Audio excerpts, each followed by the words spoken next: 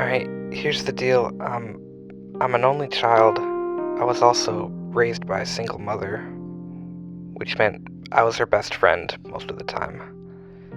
Anyway, we'd watch these movies together, usually after dinner, about men and women falling in love and being silly, chick flicks like Love Jones, When Harry Met Sally.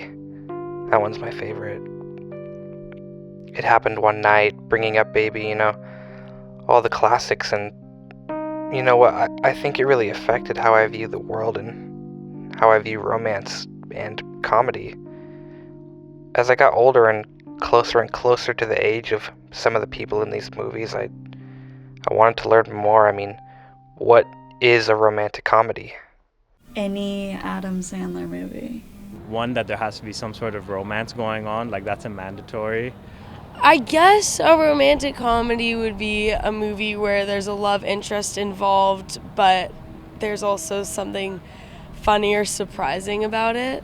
Anything can be comedy. Everything is comedy almost in its own way. A romantic comedy, though, shows more of the true human connection in a way. I think so many people think of them as corny things. I'll admit I haven't seen a lot of newer rom-coms. I'm more into the more classic, 90s stuff. I feel like they're not made for anyone.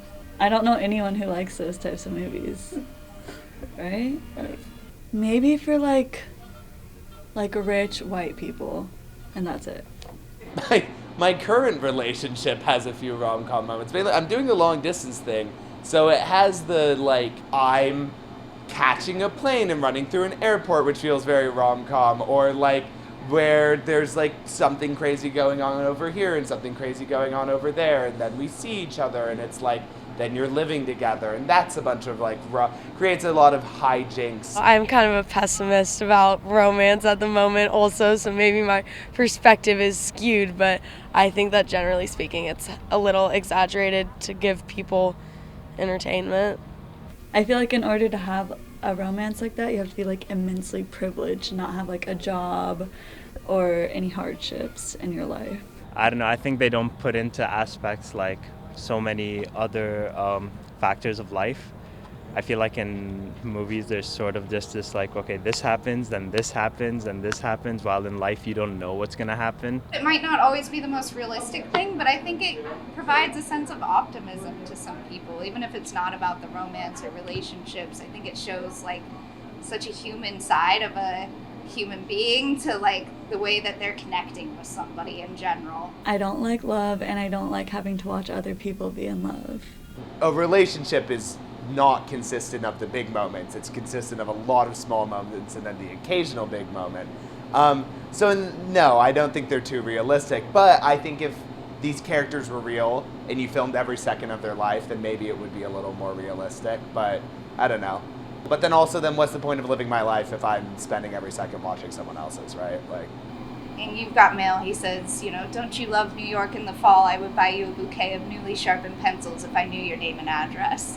People don't talk like that typically, but you can send a bouquet of newly sharpened pencils to somebody, and I will admit I have done it in the fall. So remind me of the question again, how to get on that. I mean, I could get really personal right now, but I think I'm gonna save it. It's okay. Yeah.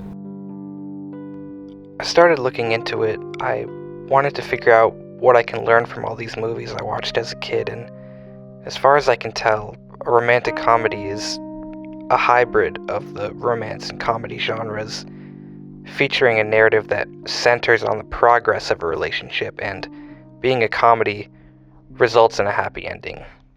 Oh gosh. I guess 13 Going on 30 is a romantic comedy. See, that's a bad take. I was gonna say, would you call Anora a rom-com? But no, you yeah, maybe, yes.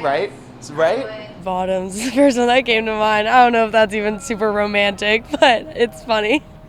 I like Forrest Gump, but I guess it's not really romantic because she dies in the end. Gosh, there's this one I really like, but now I can't remember what it's called, but I think it's with Emma Stone. I'm trying to remember that one with what's his face? Steve Carell. He realizes that his best coworker is dating his daughter. I don't know. Oh, you're thinking You know of what I'm talking Crazy Stupid Love. Crazy Stupid Love. Yes, exactly. Yeah. Exactly. Oh no, like they're getting a divorce and then he cheats on Yeah, her with like Crazy 40. Stupid Love. Crazy Stupid Love. That one I love. I just watched Crazy Stupid Love with a friend, which was very fun and enjoyable.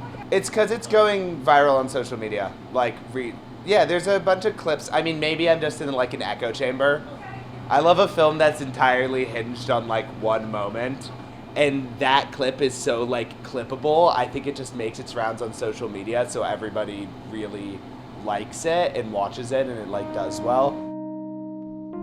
The archetypal romantic comedy is certainly perceived to be a woman's film, perhaps dismissed by some, often male critics, and lumped in a category labeled chick flick. Shows what I know. I haven't thought about the term chick flick in so long, but I guess now that I think about it, it's kind of horrible and unnecessary, and I think that romantic comedy is for everyone and anyone who may want to see that type of movie. No, I love the word chick, honestly. I think it's like one of the least offensive terms for women. I mean, I feel like there are certain movies that are like more catered towards certain people than others.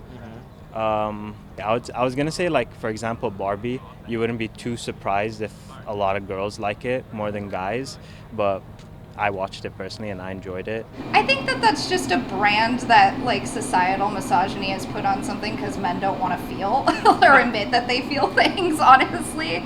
I mean, I think that rom-coms are for everybody and anybody, and that's why I'm glad that there's hopefully, like I said, I haven't seen a lot of newer ones, but some more good representation of everybody in them, I would hope, in the near future. I think there's like maybe a bar around like for some brand of men where it's like I'm not gonna watch a movie about love. That's stupid. But like, you know, I don't know.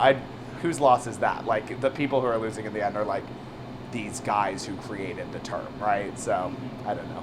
I think it could be cool to see some more realistic adaptations of relationships. I think that, like, it could be interesting to see, like, a play from, like, dating apps or something like that, and just kind of poking fun at that because that could be a lighter situation. Polyamory. Yeah. Yeah.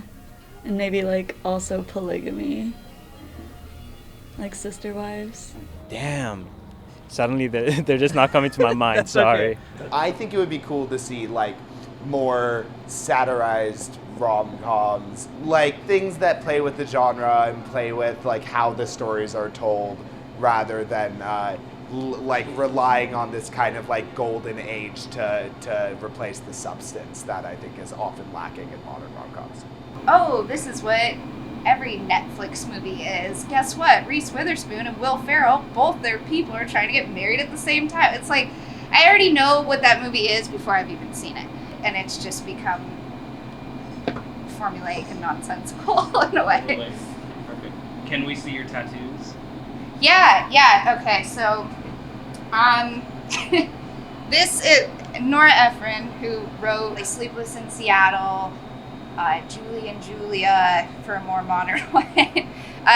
She famously said that her mother had a quote, which was "everything is copy," which the meaning behind it was the full quote is, if you tell somebody, if you slip on a banana peel, people laugh at you. If you tell somebody that you slipped on a banana peel, you become the heroine rather than the victim of your own story. It's your joke, essentially, at that point. And that was really meaningful for me, for some stuff that happened in my life, to realize you can make yourself not the victim, but the heroine of your situation. And everything is copy. Like, you could be in the shittiest moments of your life, and that's what I think a lot of these rom-coms do, too. They, like, have that formula of, you bring somebody down, the bad thing happens, but everything is copy is kind of about... everything can become funny later. Everything, you're gonna laugh about it later. Like, this is about my mom passing away when I was 15, and now I mean I did it as soon as she died, but I'm always making dead mom jokes. and I love making people uncomfortable with it. So this means a lot to me. I've had this forever. This is to represent New York in the fall. I got this recently. This is the Bethesda Fountain statue in Central Park, and it was just a big kind of personal journey thing for me to go to New York in the fall. And, but it is tied to You've Got Mail, technically. Rom-coms are in New York, aren't they? Yeah. I'm a classic New York rom-com kind of girl. All right, I think that's good for now. Hello. In the end, I don't know what to feel, but I think I'm gonna watch some more movies, and I'll get back to you later.